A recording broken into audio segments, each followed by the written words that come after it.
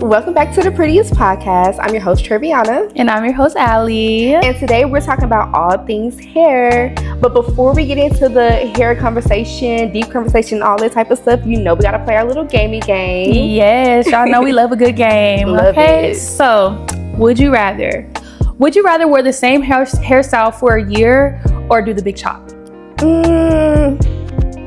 Well, honestly, I think I have to do the big chop. The only reason why I say that, I can't do the same hairstyle. Honestly, bestie, that is true. I can't even keep a hairstyle for a week, 2 weeks. Like, you might catch me switching my hair up in the middle of the week. Just to be honest, true. I can't keep the same hairstyle. At least with the big chop, I can still do a little something. You do a little something. That is true. You know what, bestie? You're onto something. You are onto something. So I feel like I don't know, like. Honestly, I probably would do the big chop too, because then your hair grow back and it grow back really healthy. Exactly. And now I probably gotta get used to it. But I think I'll be cute with the big chop. And it depends on how low we're chopping. How low we're chopping. How low are we chopping? How low we're chopping. But I think big chop is giving pixie cut. Okay, well, if it's giving pixie cut, I'll definitely do like it did say bald now. It did say bald. Now, if it say bald, I think but you have free range, but I feel like my hair would take a long time.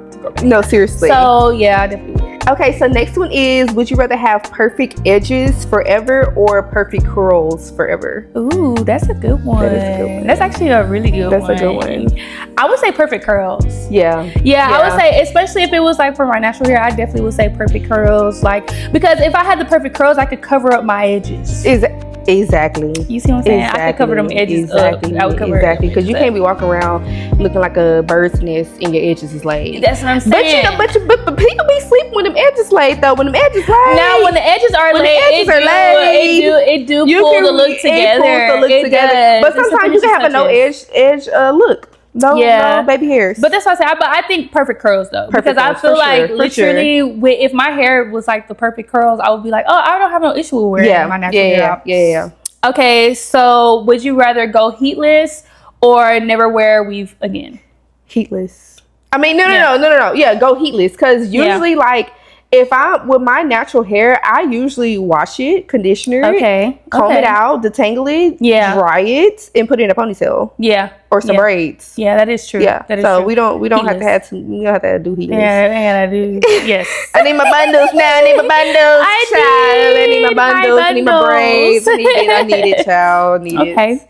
Okay, so last one. Would you rather have your hairstylist talk too much or be silent the whole appointment? I would rather my hairstylist talk too much. Yeah. Because I don't know, like, I feel like you being quiet the whole time just kind of make me feel weird, and it just make the vibe kind of weird. Yeah. And it's like, and you're in my head on top of that. Like, I'd rather you talk too much, tell me all your business, get to know each other, versus you just like sitting there quiet the entire time. I don't mind quiet time, baby. As long as my hair is slayed at the end of the appointment, baby, we can be Mickey and you could be Mouse. I don't know. I prefer talking the entire time. Okay. But I think it's also because like I'm a chatty Cathy. Yeah. So like when it's like literally I come in here and we're completely silent, it feels like the vibe already to me feels off. Yeah. Like to me it controls the energy in the room. It does. So like when it's like completely silent, it's like it's weird. As long as you're polite though, as long as you greeted me, as long as you know what I'm saying, I can have my earphones in. But even still, usually when people don't talk, they like dry with the greeting. No, that's true. That's true. That's true. Like, that is true. Usually the stylists that do not talk to you, they're already dry. That is absolutely true. So I feel like it controls the energy of the appointment. Okay, so getting to the all things hair. So we're gonna pop it off with childhood hair moments, y'all. Especially for me, baby, I got some moments because baby, let me tell you about the hot comb in the kitchen. Baby, the kids would not know when your mama had that hot comb on the stove. Child. And she get the smoke. Literally, or like why all the grease? Why all the grease? The grease. No, my granny, when she used to silk press our hair, why are we the blue magic hair grease? Bestie, why?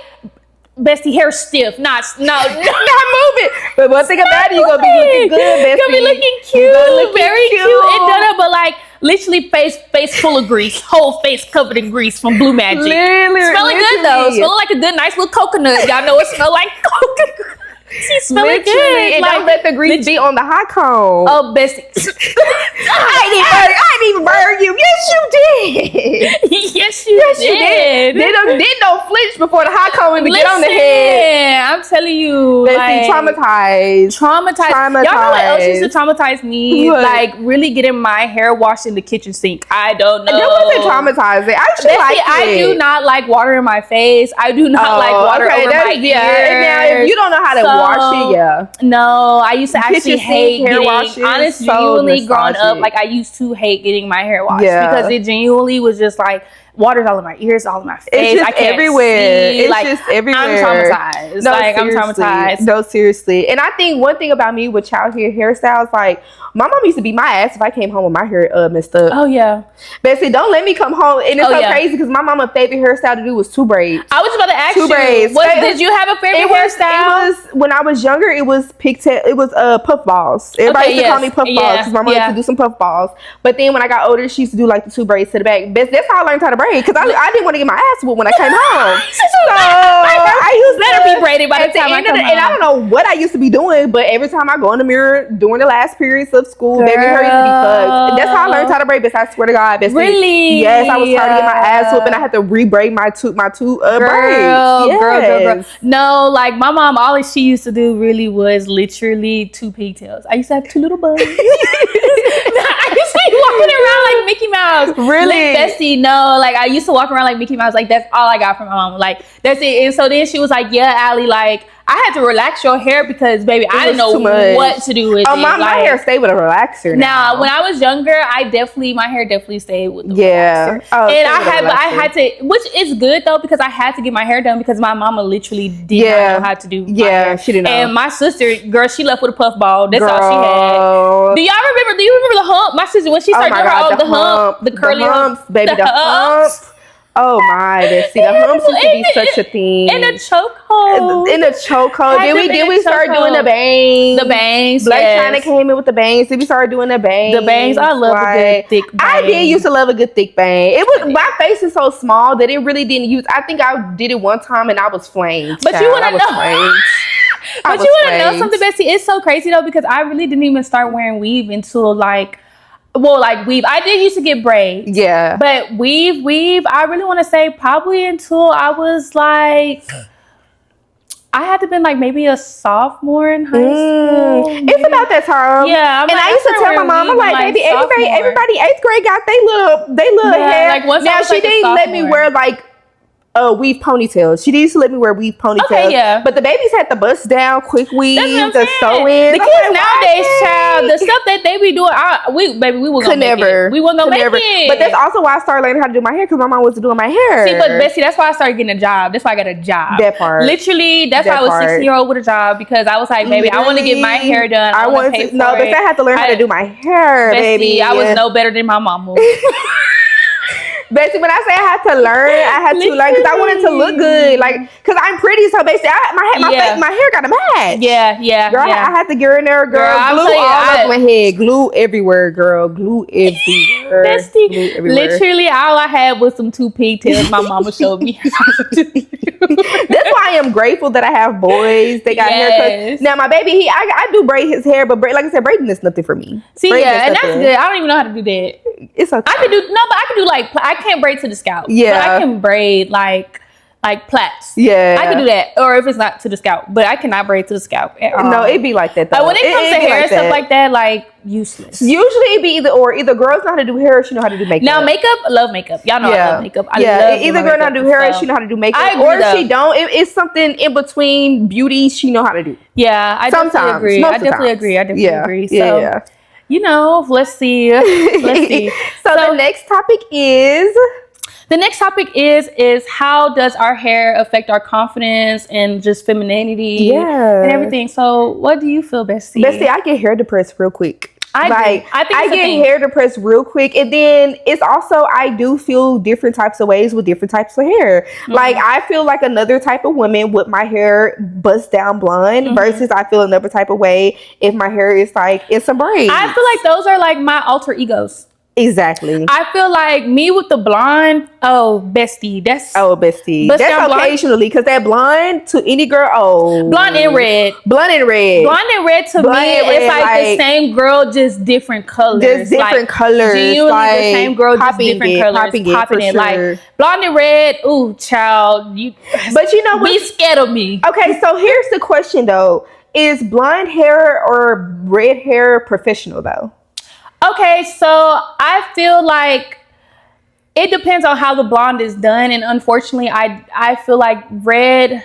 I feel like it should be, but I don't feel like it's considered professional. Yeah, I feel like more of a ginger kind of is considered more professional, but just straight up like cherry blown red, I don't think it's considered professional. Yeah, which I feel like should be changed. I do feel like should be changed, and I do feel like now the way society is going, like, the things in the past that used to be considered like unprofessional are kind of like more like tattoos, even with tattoos or even with locks. Like I know a lot of women, or just a lot, like even schools. Sometimes they will ban in private I saw that. I have been seeing that. They will ban kids for wearing locks. But I feel like that's but to me, I feel like that's different though, because I feel like that's more of like a cultural thing. Like locks and all that, to me, that's more of a cultural thing versus like the way you're dyeing your hair. Because I feel like, even though you do have our white friends, and our white friends that like to wear dreads, and wear locks and stuff, I do feel like that's primarily like a black culture thing. Y'all can correct me if I'm wrong, but I do feel like it's a black cultural thing for us.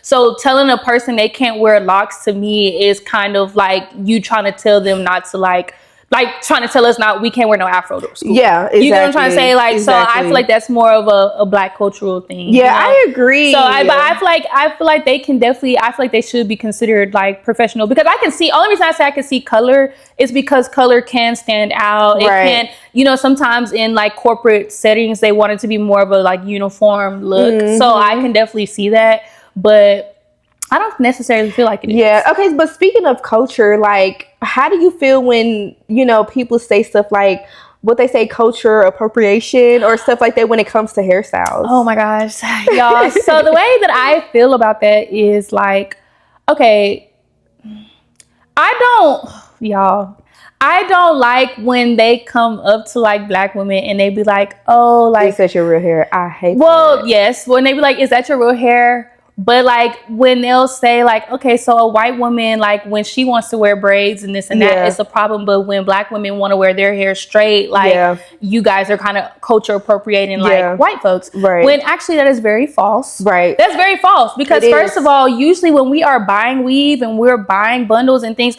I can almost guarantee you we're not going in there buying a European like style of hair. You know what I'm trying to say? If anything, we might be buying some Cambodian. We might be buying some Brazilian. We might be buying some, I don't know, Remy, all the different types. Like, it's not, or what's the, but like Bohemian and like all those different things. Burmese, that's why I was looking for Burmese. Like, we're not going in there and we're looking for those styles of texture of hair. You know what I'm saying? Like, that's not, so I feel like, because they do be trying to say that. They be like, when y'all wear like wigs or y'all wear straight hair, like that's y'all trying to cultural appropriate, like, no. Yeah, how I feel about it, like, because I remember it being a big thing. I think when Kim Kardashian had got some braids, like this was like way back. But how I genuinely feel about it, I feel like a person's hair is like the topic is about your identity. So if you want to wake up and you see someone with a cute hairstyle, you like, I want to try that hairstyle, I feel like that's your identity, that's your choice. Like, I don't think that no culture owns one hairstyle. Yeah, like, I agree. I think for me, if I see a white woman or a Hispanic woman with braids, I mean, I know where she got it from, but I'm not going to be like, oh, she's cultural appropriation and she's just trying to be like, no, she thought the hairstyle was cute. And a lot of times I do feel like that's where it comes from. It's like, oh, I think the hairstyle is cute. Now, I think what backdoors it is like when the personality is also trying to reflect. You get what I'm trying to say? Y'all get what I'm saying in so many words. When the personality is also trying to reflect that, that's when I start to feel like people can say like, oh, that's cultural appropriation. So I mean, but then again, we live in a world where cultures have been entangled so much. Yeah, like, yeah, I agree. You, at the end of the day, we don't know what we are. We don't know what we're mixed with. If we really were to do, like, a lot of times, you know, we go get your DNA. Your DNA, what's it called though? Ancestry. You know how they have ancestry. You know, a lot of times when you do that, honestly, we're mixed with a lot of different things. I did it before. I mixed with a lot of things. Girl, yes. I got some German. I need to go do mine. I got a whole bunch of I really would love to do It's a small percentage. Yeah, there's small percentage. I think my biggest percentage is like Congo. But I really want to go do mine. Well, you know, now, not to get too much off topic, but you know, now with the whole DNA thing, you know, I'm kind of scared. That's what I'm saying. That's why I haven't done it. You gotta be careful. They be like, girl, they trying to keep our stuff in the government. Girl, baby. But I said, baby, it's just for your knowing. Yeah, I mean, I would do it more out of curiosity. Yeah. But so, do you feel like different hairstyles have like different men approach you? Yes.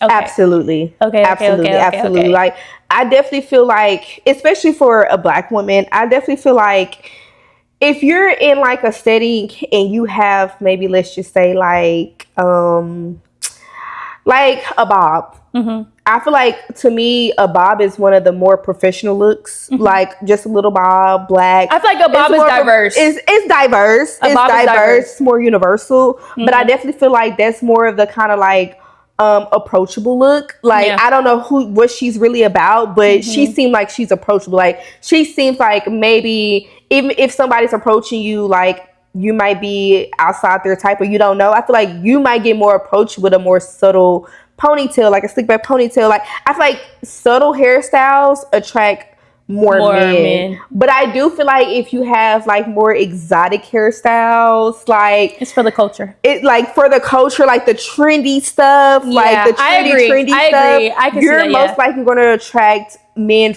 in a like your circle, like men from your hood, or you know what I'm saying. Like, no, I know what you mean though. Like, you're literally like a culture thing. It's like, a culture thing, like from our culture, like because it's in our culture. It's in our culture. I see like bobs being, like you said, I really meant universal. Bobs being universal.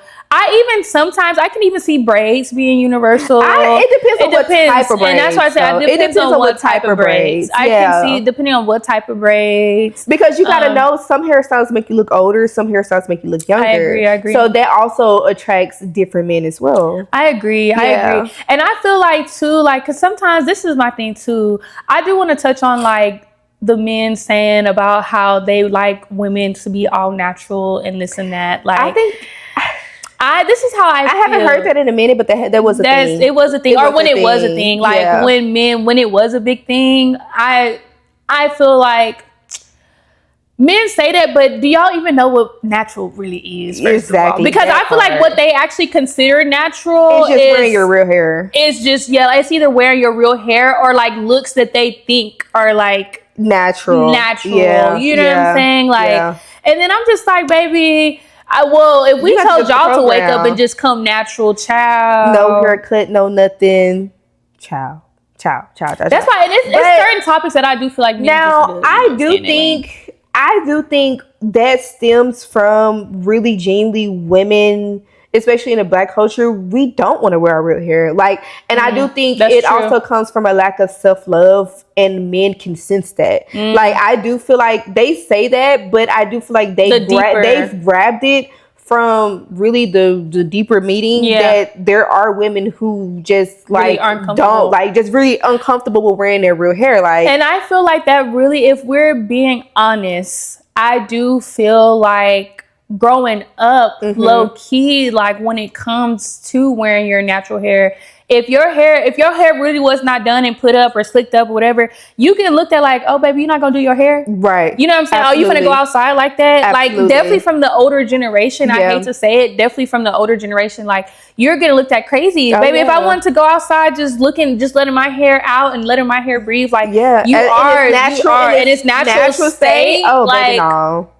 Oh, baby, no. Oh, no. Oh, baby, no. Oh, baby, no. So I do feel like that definitely comes from that, because just growing up, I do feel like you were expected to, like, you know, manipulate have it your hair, or manipulate your hair, or press your hair, or straighten your hair. Yeah. And I do have my views on like where I think that stuff comes from, but for another day. For another day. Well, I think really like with Black women, like you said, we have been grown up to manipulate our hair to fit society standards, period, point blank. And we know where society standards come from. It don't come from Black culture. It don't. So I do think as a young girl, until you really kind of like, I guess, grow your own sense of self, you are going to kind of be in this thing like, I don't like my hair. Like, you know what I'm saying? You're going to, because that's not what you're accustomed to. That's not what you grew up with. And that's most women, not all. Like, some people come from a loving home. Exactly. Very nurturing to the hair. I agree. Locks, wearing it natural. Some women have that and had that.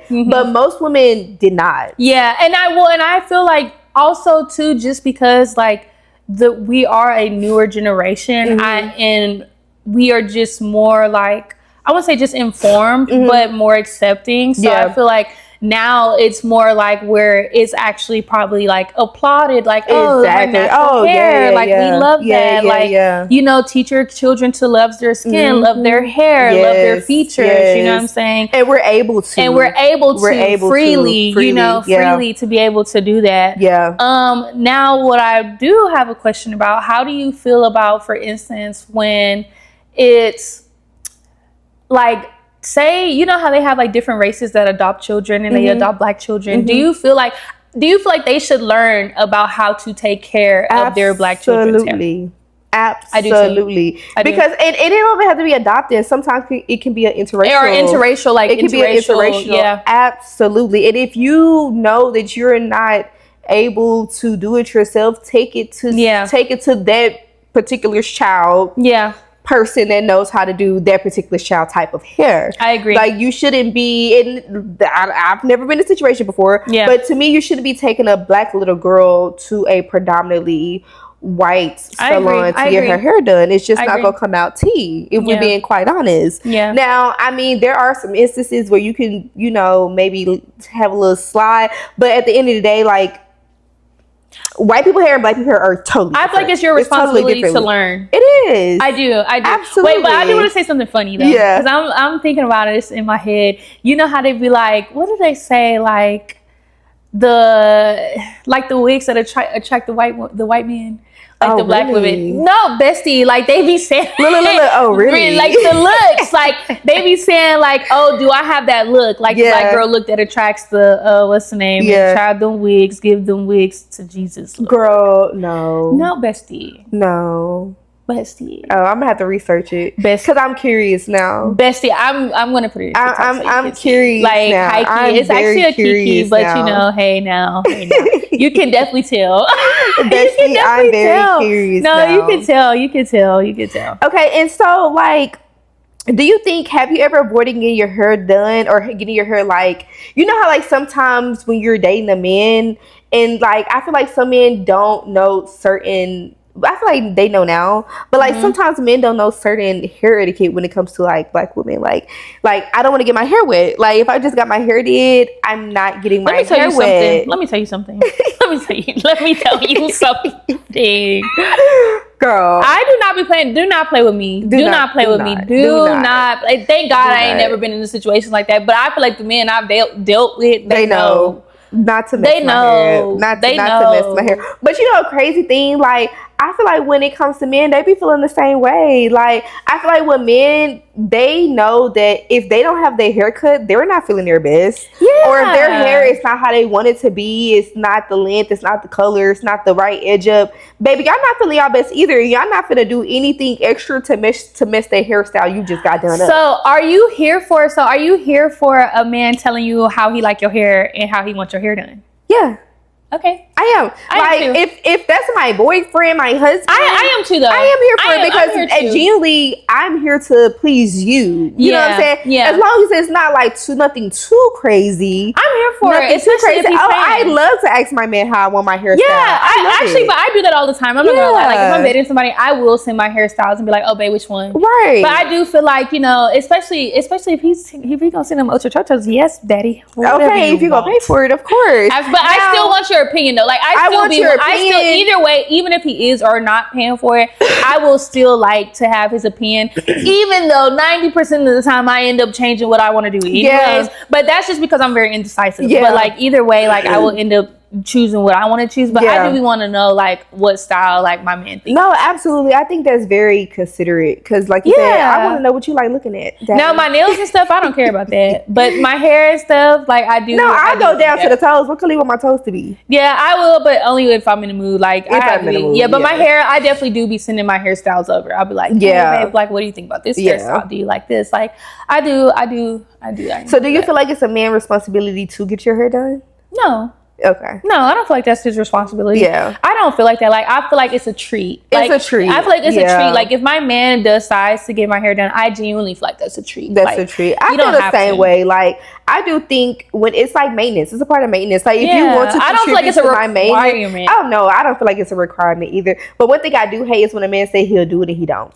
This is my thing. I hate anything that you say you're going to do and you don't do because, baby, you could have kept it to yourself. You didn't have to say anything about that. So, anytime a man says stuff and he don't keep his word, honestly, I feel like that just shows your character as a man. Absolutely. So that's how I feel about that. And that's the quickest way to get you cut. Yes, quickest way to get you took. So do you ever feel like when it comes to hair, why do women feel so emotional for hair? Well, especially Black women. Oh, let me tell you, first of all. Because there was a whole movement, like the Don't Touch My Hair. There was a little Netflix movie that came about hair and everything. I feel like because there is an emotional connection to our hair. Yeah, absolutely. And I definitely feel like, first of all, just like how we were literally just talking about growing up, kind of already like being judged off your hair, and in the Black communities, the whole good hair versus bad hair type thing. So then if your hair texture not like that, then your hair texture is bad texture. Right. Because if I'm being real, baby, I got me some nice kinky curly hair up under here, and I love my kinky curly hair because it's thick. It's thick. Okay.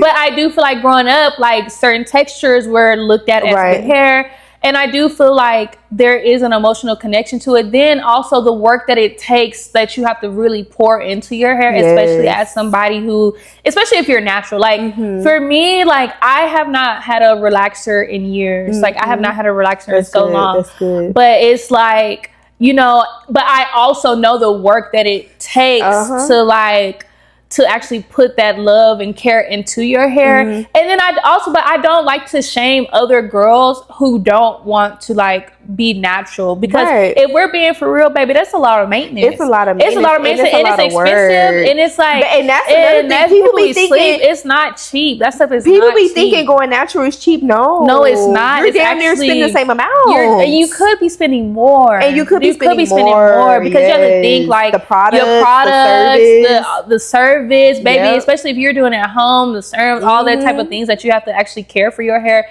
and the work that we actually have to put into our hair. Like I feel like that's why we have an emotional connection to it, because I feel like it's a lot of work. It's a lot of time and work. And then I do feel like, you know, especially women, they get judged on it. They be like, oh, take that wig off, I bet you ain't got no hair. And it's like I feel like in that, like people are already assuming that Black people really don't have long hair, or that we can't grow our hair, or that, you know, like I feel like it's already low-key assumed that, because if I don't know if y'all be saying it or hearing people be like, yeah girl, like take that wig off or something. I bet you ain't got a lot of hair. Or they just automatically assume because we like to wear wigs, or we like to wear weave. Like, but you know, like even on a scientific level, like your hair is living. It's a living. It's living. Like, and especially for Black women, you know, or Black people, like our hair defies gravity. It's a definitely different type of thing to this world, baby. You can even get down to some people saying your hair is your antenna to the sun, and your sun sits. Baby, that girl, listen. Like, but your hair is literally a living, breathing thing. That, you know, like I do feel like even I love like it's a love and hate thing with washing days because it's a lot of work. But I love washing my hair. I love like taking care of my hair. Like I agree. So like I also think with hair is one of those things where sometimes it can literally be a part of your identity. Yes. And so when you're doing it, you know, it makes you feel some type of way. Yeah. And then also I wanted to say, like, I remember when I had locks. And so emotionally after like about couple relationships, I was like, okay, it's time to cut them off. Like, it's almost like releasing the past. It was released in the past. So I feel like sometimes our hair can be attached, and I think that's also why when some people get triggered, or some people's going through closing a chapter in their life, they will cut their hair off. Yeah, and what they say that a lot though. It's like they say that a lot, like you know, or cutting their hair, or dyeing their hair, because it's a part of your identity. It's a part of your identity, and it's almost like an emotional thing. It is. It's an emotional thing. Yeah. So I definitely feel like your hair is a very much part of your body, very significant part of your body. And I feel like, also, I do feel like you should take care of your hair. Oh, yes. I definitely feel like you should take care of your hair. And love your hair and grow your hair, baby. Sometimes it takes a long time though, y'all. Like it do take a long time, because it's just having patience with your hair. But love it, nurture it. That's your confidence. Because really, your hair is your confidence. Honestly, baby, that's where we get our confidence. I don't care if a girl is going through hell and back. When she gets their hair done, honestly, y'all, when I get my hair done, you get that hair done, I forgot the person today is not the person from yesterday. Was not the person from yesterday. Like, it's a real thing. But I feel like men feel like that too. Oh, I feel like men feel like that too. Like, I feel like that's goes when they both get ways. That edge up. And that is a new nigga. New nigga, where's the bitch ass? Where's the bitch ass? Nigga, like, for real. So I don't think it's only women that go through that. Oh no. So I definitely feel like that. High key. Well, we just wanted to spread a little love and light on the hair, honey buns, because baby, this is something that's not talked about enough. It's not, and honestly, baby, we could talk about it forever, because I just feel like it's a lot to talk about. It is definitely a lot to talk about, but we definitely hit on a lot of points. And I think the biggest thing, especially for our Black women, like I said, like Ali said, baby, love yourself, love your hair, no matter what it looks, no matter what it looks like, short, and what long, stage it's curly, not curly. Baby, love your hair and do what you want to do with your hair, because baby, that's a part of you, and you can be whoever you want to be. I know that's right. Exactly. No, but for real, that's right. Okay, so y'all make sure y'all stay tuned for the next empowerment episode. On the previous podcast, y'all episodes drop every Sunday. Okay, so y'all make sure y'all stay tuned. If you haven't watched our previous episode with Jay the Player, y'all make sure y'all check that out as well. Okay, tap in. Bye, y'all. Bye. What's tea? Pretty women talking that positivity. What's tea? Glowing from the inside, come and sit with me. What's tea? It's the alien.